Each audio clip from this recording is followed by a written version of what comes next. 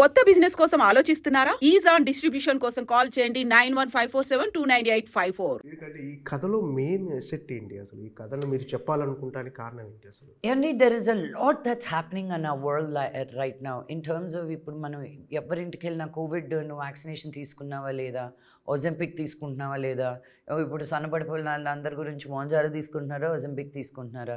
Ozempic has one big 5,000 మంది they are suing Ozempic right now in America. పడుకొని నిద్రలేస్తూ కళ్ళు కనిపించకుండా నిద్రలేస్తున్నారు. So it is all proven. ఇది మనం ఏదో తగ్గిపోతాం అందంగా ఉందా అని యూనో మనం ఒజెంపిక్ అండ్ మొంజారో వేస్తున్నారు, but we really don't know what is the side effects. But మనం అంత ఈజీగా ఏదో ఒక ఇన్స్టెంట్ రిజల్ట్ కోసం we are so quick in changing our opinion. But మనకు అనేది ఒక ఆయుర్వేదం ఉంది, మనకు అనే మర్మ అనేది ఉంది. మన కలరిపైటు అనేది it was you know given to the world before. మొన్న మిరాయి దాంట్లో చదువుతూనే వన్ ఆఫ్ ద 9 people అశోకుడు పంపించినప్పుడు హ్యూమన్ టచ్తో ఉండే ఫైటే జూడో అనేది.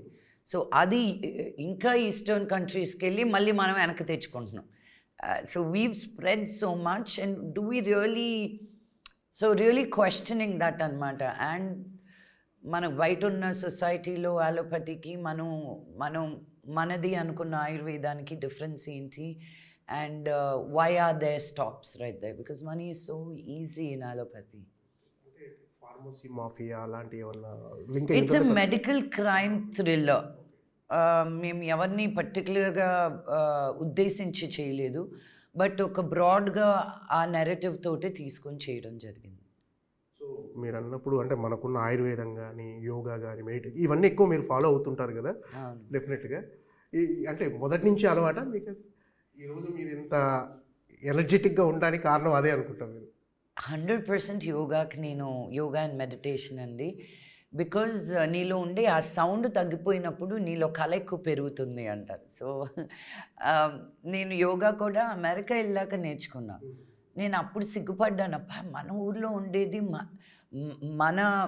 మన విద్య ఇది, ఇక్కడ వాళ్ళు మనకంటే బాగా చేస్తున్నారు. నన్ను అడిగేటవాళ్ళు questions, how do you do this pose అని. ఐమ్ లైక్, వాళ్ళు అస్యూమ్ చేసేసి నువ్వు ఇండియా నుంచి వచ్చి నీకు యోగా తెలియకపోవడం ఏంటి అని ఒక చిన్న చూపు వాళ్ళకి. సో ఆ ఈగో పరంగా నేర్చుకొని ఐ ఫెల్ ఇన్ లవ్ తప్ప. అండ్ ఆ మ్యాజిక్ నేను టేస్ట్ చేశాక I can't stop talking about it. So I want everybody to do it. Yoga చేస్తే మటుకు నీకు లైఫ్లో ఉన్న ఆ పీస్ఫుల్, ఆ ఫ్లెక్సిబిలిటీ, ఆ లైట్నెస్ బాడీలో ఇంక దేంట్లోనూ రాదండి మీకు. సినిమా విషయానికి వస్తే ఇప్పుడు అంటే జనాలు ఓటీటీ వచ్చిన తర్వాత థియేట్రికల్ ఎక్స్పీరియన్స్ ఉన్న సినిమాలు మాత్రమే చూస్తున్నారు, సోషల్ డ్రామాల కంటే ఎక్కువ. సో ఈ సినిమాలో ఓటీటీని ఓవర్కమ్ చేసి థియేటర్కి వచ్చి ఎక్స్పీరియన్స్ చేసే అంత కంటెంట్ ఏముంది అనుకుంటున్నారు? మధు గారు, మీకు కూడా తెలుసు, ఏ సినిమా చేసినా రిలీజ్ లేనిదే ఓటీటీ తీసుకోవట్లేదు. వాళ్ళే తీసుకోవాలంటే 3 సంవత్సరాలు కూర్చోవాలి ఓటీటీ తోటి. నేను ఆ కథ కూడా 3 సంవత్సరాలు నీతోటి ఉంటాను రా బాబు, నువ్వు తీస్తావా అంటే కరెక్ట్గా 3వ సంవత్సరం ఇంకో 2 రోజులు వచ్చేటప్పుడు ఇది మా పాలసీ మారింది, we are changing the way we are looking at our future films అని నిన్ను నిర్దాక్షిణ్యంగా డ్రాప్ చేసేస్తారు.